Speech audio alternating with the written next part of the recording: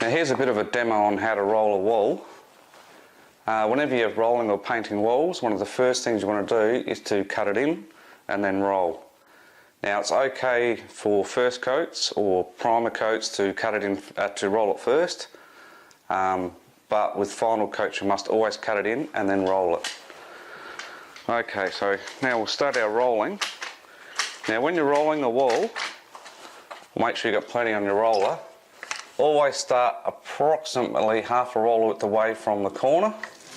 Roll down, definitely not to the bottom, and then roll back up. And once again, don't roll all the way up the top. Then spread that paint out. I still haven't gone to the top as yet. There's plenty of paint on the roller, so I'll just spread it out. And once you're happy that there's not a lot of paint left, that's when you can go right up to the top. Then right down to the bottom.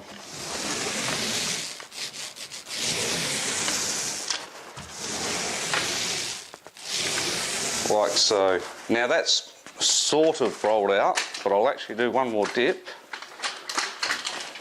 Now once again, I'll start roughly a roller width away from where I've just rolled. I'll spread the paint out a little bit, and then spread the paint back into what I've just rolled. And once again, as the paint gets less and less, that's when you can roll right up to the top and right down to the bottom.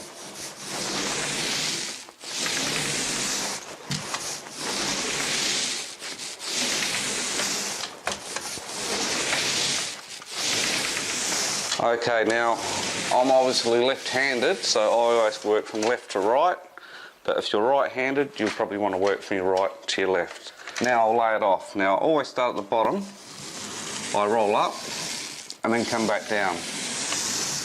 Now some people like to start from here and come down, and each time they're doing that, they're taking the roller out like this and then back up. So it's sort of a bit of a waste of time. I find it's just as easy to go from the bottom up, back down.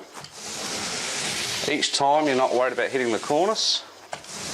If you start at the top and roll down, you've always got to worry that you're going to hit the cornice each time you are putting the roller on the wall.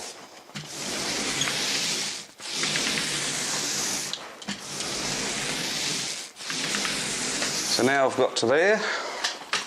It's pretty well just repeat the same process.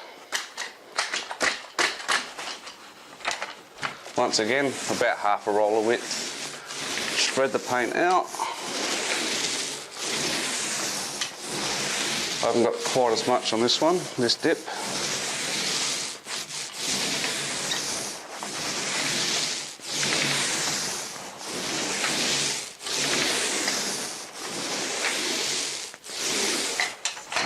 Just move my roller tray. That's another handy tip too. Always have your roller tray close by and not on the other side of the room, like I have seen some people do. So as I said, once again, it was roughly half a roller width away. Now I'm swapping hands, which I have to do when you get to a corner.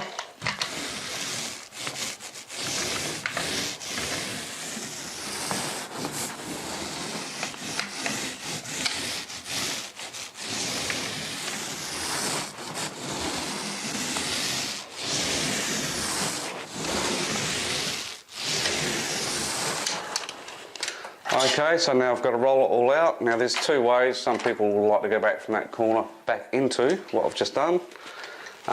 It's not going to over matter. And when you're rolling this out, it's only lightly. You're lightly going back over the wall just to flatten the texture out of the roller.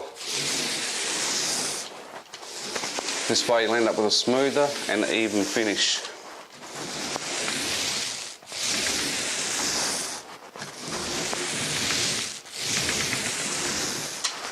Once again, I'll swap hands.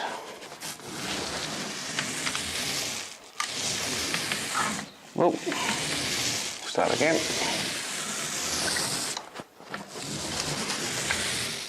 And there you go, that's pretty much how you roll a wall.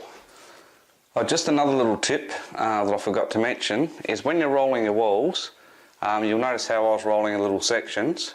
I rolled actually 2 and then I rolled back over it.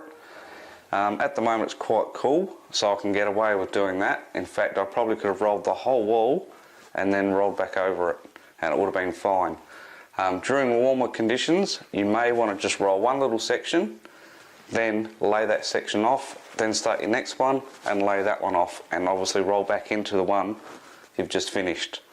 So yeah, it's just a little tip I've got to tell you, because obviously depending on weather conditions will depend on how you paint the wall.